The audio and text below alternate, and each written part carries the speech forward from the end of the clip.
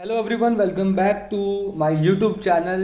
हमारी Indian Penal Code की series चल रही थी। हमने थेफ्ट कर लिया है, एक्सटॉर्शन कर लिया है। आज का जो टॉपिक है हमारा, वो है हमारा रॉबरी के ऊपर। देखो, रॉबरी कुछ नहीं है। रॉबरी बस एक एग्रेवेटेड फॉर्म है थेफ्ट का और एक्सटॉर्शन का। देखो, सबसे पहले अगर हम बात करें सेक्शन 390 के बारे में, जो रॉबरी को बताता है, वो बोलता है the opening words of section 390 show that there can not be any robbery if there is no theft और एक्सटॉर्शन। रॉबरी इंक्लूड्स थेफ्ट और एक्सटॉर्शन। अगर थेफ्ट के या फिर एक्सटॉर्शन के इंग्रेडिएंट्स नहीं है तो वो रॉबरी नहीं मानी जाएगी। Both in theft and extortion, dishonesty is an essential ingredient. We know that. So, if there is no element of dishonesty in any act, there can be no offense of theft, there can be no offense of extortion, and consequently, there cannot be an offense of robbery. Okay. देखो, removal of movable property की बात करें, removal of movable property from the possession of another, वो एक necessary element था theft को करने के लिए। अगर वो एलिमेंट नहीं हो तो थेफ्ट नहीं होगी, अगर थेफ्ट नहीं होगी तो रॉबरी नहीं होगी। ओके, तो अगर हम बात करें रॉबरी की, तो वहां जब थेफ्ट बिकम्स रॉबरी आता है, व्हेन थेफ्ट बिकम्स रॉबरी, तो वहां पे मूवेबल प्रॉपर्टी का रिमूवल होना बहुत ज्यादा जरूरी है। Thus, in order to verify whether a particular act would amount to robbery or not, one has to first establish that the offense has the essential ingredients of theft or extortion, since robbery is nothing but an aggravated form of theft and extortion. Theft हो या extortion हो या इनका attempt हो, कोई भी चीज का, ये दोनों चीजें कोई ना कोई होनी चाहिए, या तो थेफ्ट के इंग्रेडिएंट्स हो या फिर एक्सटॉर्शन के इंग्रेडिएंट्स हो। अच्छा, अब क्वेश्चन आया हमारे पास, when does the theft becomes robbery. देखो, theft becomes robbery if in order to facilitate the committing of theft. अगर जब हम थेफ्ट को करने जा रहे हैं तो, या फिर हम इन कैरिंग अवे और attempting to carry away the stolen property, या थेफ्ट हमने कर ली है, थेफ्ट करने के बाद वो जो थेफ्ट की प्रॉपर्टी है ना, वो जो हम स्टोल करके लाए हैं, स्टील करके लाए हैं, उसको ले जाते वक्त या कोशिश करते हुए ले जाने की। जैसे एग्जांपल, मैंने किसी घर में चोरी करी, ठीक है, चोरी करने का जो सामान है मैं लेके जा रहा हूं या लेके जाने की कोशिश कर रहा हूं। ऐसे केस के अंदर the offender that is a thief voluntarily causes or attempts to cause death, hurt, wrongful restraint or fear of instant death, instant hurt, instant wrongful restraint. For example, देखो, ये आपने कच्चा बनियान गैंग का नाम सुना है, जो अभी दिल्ली क्राइम का सेकंड सीजन आया उसमें। चलो एग्जांपल, ये बंदा है ए नाम का, ये बंदा चोर है, ठीक है, ये घुसा किसी घर के अंदर, ठीक है, तो यहाँ पर दो बुजुर्ग रहते थे, ये अंकल रहता था, ये आंटी रहती थी, ये दोनों सो रहे थे। इनके साथ ही इनकी अलमारी थी, यहाँ पर लॉकर था। लॉकर में इन्होंने क्या करा, इन्होंने लॉकर को खोलने की कोशिश करी। लॉकर को जैसे ही खोलने की कोशिश करी, अलार्म बज गया, बुढ़ा बुढ़ी जाग गए। इन्होंने बोला, सिक्योरिटी सिक्योरिटी, हमारे घर में चोर घुसा आया, पकड़ो पकड़ो पकड़ो। अब क्या करा, इस बंदे ने ना अपना चाकू निकाल लिया। ए ए ए चुप रह शांत रह, वरना मार डालूंगा जान से। ये बुढ़ा बुढ़ी डर गए कि भैया हमारी तो जान चली जाएगी। ये दोनों चुप हो गए। अब आप बताओ कि इस बंदे ने क्या ऑफेंस करा, क्या ऑफेंस करा।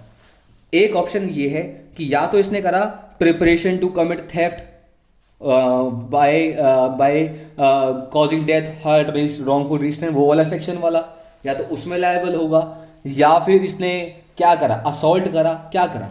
आंसर है भैया, इसने रॉबरी करी, क्योंकि ये इन ऑर्डर टू, जब वो थेफ्ट करने जा रहा था, to facilitate the commission of theft, इसने इस बंदे को फियर दिया इंस्टेंट डेथ का, इंस्टेंट हर्ट का, या इंस्टेंट रॉन्गफुल रिस्ट्रेन का। तो इसकी जो चोरी होगी वो रॉबरी मानी जाएगी, ठीक है, वो रॉबरी मानी जाएगी, क्योंकि ये दोनों के दोनों लोग डर चुके हैं। अगर ये लोग डरते ना, ये सिर्फ अपनी साथ सिर्फ चाकू लेके जाता, तब आप कह सकते थे कि प्रिपरेशन करके गया है। लेकिन अब तो इसने फियर दिखा दिया ना, इंस्टेंट हर्ट का, इंस्टेंट डेथ का, इंस्टेंट रॉन्गफुल रिस्ट्रेंट का, तो इसीलिए यहां पर जो इसका एक्ट है वो हमारा रॉबरी है, ठीक है, रॉबरी। ओके, अच्छा, अब आता है कि एक्सटॉर्शन कब रॉबरी बनता है। एक्सटॉर्शन कब रॉबरी बनता है? If the extortionist at the time of committing the extortion is in the immediate presence of the victim. अगर जो एक्सटॉर्शनिस्ट है, एक्सटॉर्शनिस्ट कौन है? जो बंदा फियर देना चाहता है इंजरी का दूसरे वाले पर्सन को।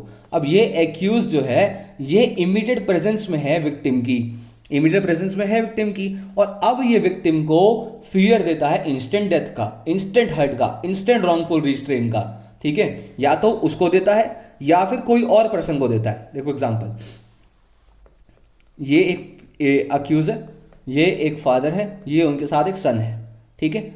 अब अक्यूज ने इसके बच्चे को उठा लिया, बोलता चाकू से मार डालूंगा इसको, विक्टिम यहीं खड़ा हुआ है, चाकू से मार डालूंगा, पैसे निकाल, ठीक है। अब ये बंदा जो है फियर में आ जाता है इंस्टेंट डेथ की, इंस्टेंट हर्ट की, इंस्टेंट रॉन्गफुल रिस्ट्रेन की। किसको? इस बंदे को, इस बंदे को, ठीक है। अब आपने विक्टिम को फियर दिया और ये एक्यूज विक्टिम के इमीडिएट प्रेजेंस में था और इसने बोला कि अदर पर्सन को मैं इंजरी पहुंचाऊंगा, तो यहां पर अगर प्रॉपर्टी दे दी गई तो ये एक्सटॉर्शन जो है वो बन जाता है रॉबरी। समझ आ गया? चलो देखो, if out of this fear induced in the victim by the extortionist he is able to obtain delivery of the thing extorted, then the offense of extortion is committed, और वो हमारा बन जाता है रॉबरी। तो इसको हम offense of extortion की जगह लिख देते हैं रॉबरी, ठीक है, ओके। चल, एक्सप्लेनेशन कहती है सेक्शन 390 की, अगर एक्सटॉर्शनिस्ट आपके इतने पास है ना, इतना पास है कि वो आपको फियर दे सके इंस्टेंट डेथ का, इंस्टेंट हर्ट का, इंस्टेंट रॉन्गफुल रिस्ट्रेन का, तो हम ये कह सकते हैं कि एक्सटॉर्शनिस्ट जो है वो आपके इमीडिएट प्रेजेंस में है। अगर इतना सफिशिएंटली नियर है, बस वो इतना होना चाहिए कि वो आपको इंस्टेंट डेथ में डाल दे, इंस्टेंट हर्ट में डाल दे, या इंस्टेंट रॉन्गफुल रिस्ट्रेन में डाल दे। अगर है तो फिर उसका इमीडिएट प्रेजेंस होना सफिशिएंट है, ठीक है, माना जाएगा। अच्छा, अब सुनो, एक बार हम ना बेरेक चलते हैं, बेरेक से कवर करते हैं थोड़ा सा। देखो क्या लिखा है, when theft is robbery, theft is robbery if in order to the committing of the theft और in committing the theft, theft करने जा रहे थे, थेफ्ट कर रहे थे, थेफ्ट करने के बाद वो प्रॉपर्टी को कैरी कर रहे थे, कैरी करने की कोशिश कर रहे थे, ठीक है। द ऑफेंडर क्या करता है? Offender for that and, for that and, उस वजह से, उसके लिए, जो करने आया था उस एक्ट के लिए वो वॉलंटरली कॉज करता है, अटेम्प्ट टू कॉज करता है किसी पर्सन को death, hurt, wrongful restraint, fear of instant death, instant hurt, instant wrongful restraint. Extortion में क्या था? Extortion robbery if the offender at the time of committing the extortion is in the presence of the person and now he put in fear and then commits extortion by putting the person so in fear the instant death, instant hurt, instant wrongful restraint to that person or to some other person, कोई और person को भी कर सकते हैं, और fear में डालने की वजह से उससे वो इंड्यूस करता है कि तुम मुझे then and there property deliver करो, यहीं की यहीं प्रॉपर्टी डिलीवर करो, then and there डिलीवर करो, तो अब जाकर उसका एक्सटॉर्शन जो होगा वो रॉबरी में बदल जाएगा। ओके, अब देखते हैं फॉर दैट एंड का मतलब क्या था। हमने जो वर्ड पढ़ा ना, फॉर दैट एंड का मतलब क्या है? देखो, सेक्शन 390 विल अप्लाई ओनली अगर जो डेथ है, हर्ट है, रॉन्गफुल रिस्ट्रेंट है, या जो फियर है इनका, वो मैं क्यों कर रहा हूं, मेरा क्या पर्पस है, मैं अपना ऑब्जेक्ट अचीव करना चाहता हूं, मैं अपनी थेफ्ट करना चाहता हूं, या फिर मैं अपना एक्सटॉर्शन कमिट करना चाहता हूं, उस थेफ्ट को अंजाम देने के लिए, उस एक्सटॉर्शन को अंजाम देने के लिए, या फिर उस एक्सटॉर्शन का पैसा लाने में, या उस थेफ्ट का पैसा जो प्रॉपर्टी हो कैरी करने में मैंने आपको डेथ करा, आपको हर्ट करा, आपको रॉन्गफुल रिस्ट्रेन करा, या फिर उसका फियर दिखाया इंस्टेंट डेथ का, इंस्टेंट हर्ट का, या इंस्टेंट रॉन्गफुल रिस्ट्रेन का, तो मेरा जाके रॉबरी होगा, अदरवाइज रॉबरी नहीं होगा। Thus, if the death, hurt, wrongful restraint has not been caused for that the end of achieving the object of theft or carrying out the stolen property, then it will not amount to offense of robbery. Okay, the word for that end means that hurt caused must be with the object of facilitating the committing of the theft or the extortion, or must be caused while the offender is committing theft, carrying away or attempting to carry away property obtained by the theft. Okay, अच्छा आगे बढ़ते हैं। चलो एक बार ना example देख लेते हैं। देखो, A hold Z down, A जो है जेड को नीचे गिराता है, and fraudulently take Z money fraudulently लेता है, जेड को पता नहीं चलता। एंड ज्वेल्स फ्रॉम जेड्स क्लोथ विदाउट जेड कंसेंट। अब तो यहाँ तक तो थेफ्ट है, A has committed the theft, ठीक है। अब A has committed theft and in order to committing of that theft commit करने के लिए उसने उसको क्या करा, वॉलेंटरली रिस्ट्रेन कर लिया, रॉन्गफुल रिस्ट्रेन कर लिया, उसको नीचे दबा के रखा, तो वो रॉन्गफुल रिस्ट्रेन हो गया ना। जब रॉन्गफुल रिस्ट्रेन हो गया तो उसका थेफ्ट क्या बन गया, रॉबरी बन गया, ठीक है। ए ने जेड को होल्ड डाउन कर रखा है नीचे, जेड दबा हुआ है, जेड रॉन्गफुली रिस्ट्रेंट है, ठीक है, ओके। ए जो है जेड को हाई रोड के ऊपर मिलता है, उसको पिस्तौल दिखाता है, उससे पैसा मांगता है, बोलता है कि अपना पर्स निकाल मैडम, और जेड जो है कॉन्सिक्वेंस पर अपना पर्स सरेंडर कर देती है। अब यहाँ पे पिस्तौल दिखाना क्या है, फियर ऑफ इंस्टेंट डेथ है ना। तो अभी तक उसका क्या चल रहा था, एक्सटॉर्शन चल रहा था। जैसे ही उसने पिस्टल दिखाई, फियर ऑफ इंस्टेंट डेथ आया, इंस्टेंट हर्ट आया, या फिर रॉन्गफुल इंस्टेंट तो नहीं आएगा, इंस्टेंट हर्ट आएगा या तो इंस्टेंट डेथ का फियर होगा। तो यहाँ पर जो उसका एक्सटॉर्शन है वो क्या बन गई, रॉबरी बन गई, ठीक है। ए ने जो एक्सटॉर्ट करा था पर्स, वो कैसे हो गया, उसका रॉबरी माना गया। आगे देखो, ए जो है जेड को मिलता है और जेड के बच्चे को मिलता है हाई रोड के ऊपर, ठीक है। ए जो है जेड को या जेड के बच्चे को हाई रोड में मिलता है। अब ए जो है जेड का बच्चा उठा लेता है, जेड फादर है और जेड के बच्चा है, और ए जो है जेड के बच्चे को उठा लेता है और थ्रेट करता है जेड को कि वो उसको प्रेसिपिस से नीचे गिर देगा। एक जगह है ऊपर थोड़ी सी ऐसे जाके नीचे गिर देगा। इससे क्या होगा, जेड के बच्चे को इंजरी लगेगी, इंजरी होगी तो क्या होगा, जेड डर जाएगा, उसको फियर होगा कि मेरे बच्चे को छोड़ दो, मेरे बच्चे को छोड़ दो, बताओ क्या चाहिए तुमको, मैं दूंगा। तो वो उसको छोड़ देगा।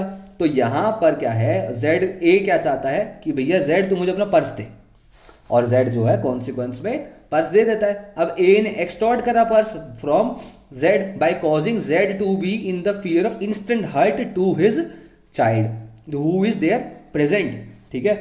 अब जेड भी प्रेजेंट है वहां पे, जेड का बच्चा भी प्रेजेंट है, तो A has therefore committed robbery on Z, ठीक है। आगे बढ़ते हैं। A obtains property from Z by saying कि तुम्हारा बच्चा हमारे गैंग के पास है, your child is in the hand of my gang and will be put to death unless you send us 10,000 rupees. सुनो, तुम्हारा बच्चा हमारे पास है, ये गैंग वाले बहुत खतरनाक है, अपने बच्चे की बात सुनो, और क्या कहते हैं, अगर तुमने पैसे नहीं भेजे तो इस बच्चे को मार देंगे।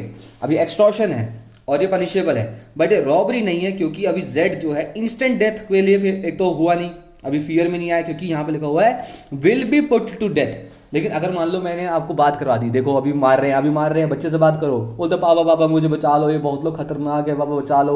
अब इंस्टेंट डेथ का वो आ गया ना, फियर। तो ऐसे केस के अंदर वो रॉबरी होती, लेकिन यहाँ पर लिखा हुआ है will be put to death. अभी इंस्टेंट डेथ नहीं आई, डेथ करेंगे आगे जाकर अगर तुम पैसा नहीं दोगे। तो ये एक्सटॉर्शन है, ये रॉबरी नहीं है, ठीक है, क्लियर है। वैसे तो ये किडनैपिंग विद रैंसम में आएगा जब हम पढ़ेंगे, लेकिन अभी हम मान के चलते हैं कि इसे एक्सटॉर्शन है, ओके। चलो अब बात करते हैं पनिशमेंट फॉर रॉबरी की। Section 392 punishment for robbery. Whoever commits robbery shall be punished with rigorous imprisonment that may up to 10 years and also be liable to fine। और अगर रॉबरी जो है हाईवे के ऊपर होती है, सनसेट के बाद होती है और सनराइज से पहले होती है, यानी कि जो डॉन का समय होता है ना, सनराइज से पहले का और सनसेट के बाद का, उस टाइम पे हाईवे पे होती है, तो सजा हो सकती है आपको 14 साल तक की। और वो भी अब 14 साल की यहाँ पर जो है रिग्रेस है या सिंपल ये तो नहीं पता, लेकिन 10 ईयर्स वाली जो पनिशमेंट थी, 10 ईयर्स वाली पनिशमेंट जो थी वो रिग्रेस थी। तो हम एंड भी लिखा हुआ है यहाँ पर, तो हम मान सकते हैं कि 14 साल की आपको रिग्रेस दी जाएगी, ओके। अच्छा, एक बार बेरेक्ट में भी देख लेते हैं कहीं, अगर प्रॉपरली यही लिखा हुआ है ना, हाँ यही 14 ईयर्स तक की पनिशमेंट जो है वो आपको रिग्रेस ही मिलेगी, ठीक है। तो गाइज ये था हमारा टॉपिक आज का रॉबरी के ऊपर। इसके बाद आपको एग्रावेटेड वर्जन जो है रॉबरी के जो ऑफेंसेस हैं वो कराऊंगा, और फिर हमारा अगला टॉपिक जो होगा वो होगा डकैती का, ठीक है। तो thank you and have a nice day.